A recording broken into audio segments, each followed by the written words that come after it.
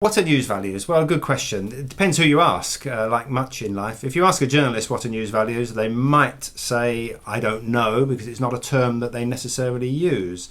But that doesn't mean that they don't actually think in terms of news values. But if you ask us at the university what are news values, what we mean by that term is what are the factors that journalists and editors look for when they are selecting whether something is newsworthy. So journalists might say, I've got a nose for news, I can sniff news out. What do they mean by that? So when we study it, we're looking for what sort of things make news.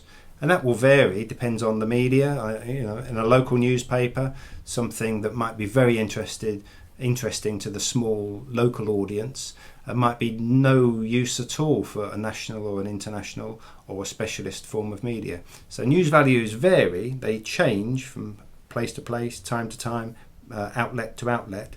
But roughly what we mean by news values are the factors that journalists look for in an event or a speech or something to say, is that newsworthy for my organisation or not? And what are they? Well, typically they're things like, is this important? So, for example, an announcement, a speech, a statement, is it important? What do we mean by important? Is it going to affect a lot of people? So will it have impact? Will it have potential impact? Is it big? And that can go from everything like, there's a murder.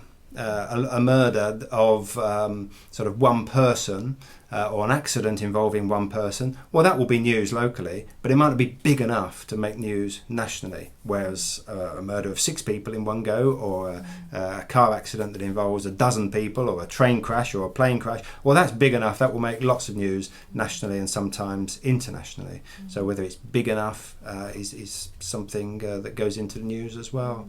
As well as some of the more quirky things. Is it amusing, interesting, entertaining?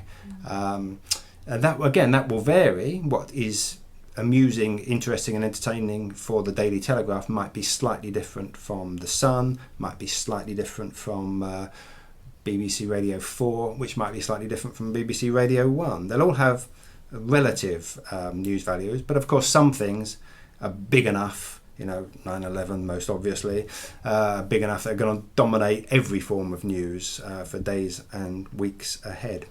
What about celebrities? Well, yes, good question. Many journalists, many academics will say there's far too much news about celebrities, far too many celebrities. It seems that for some of the media that celebrities don't really have to do anything to become news stories. You just have to sort of open their front door, go for a meal, have a haircut, walk down the street, and everything they do can become news.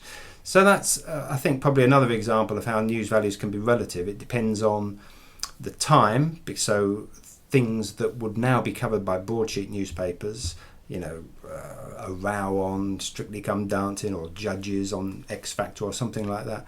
Stories are covered in The Guardian, The Times, The Telegraph about those issues now that would never have been covered 15 years ago, 20 years ago, would never have been covered at all.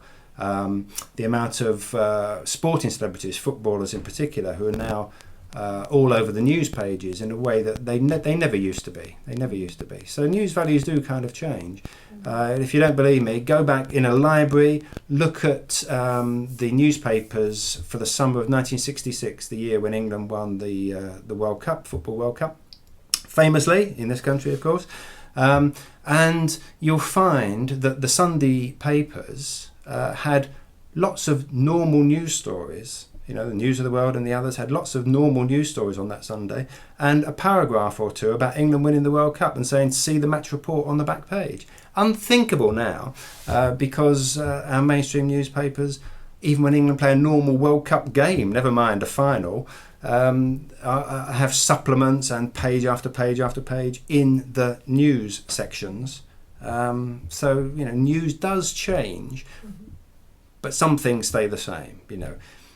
Interesting things, big things, important things are always going to be news. And if it's important for your readers, your viewers, your listeners, your website users, your audience, if it's important and interesting for them, then it's going to be news for you as a journalist.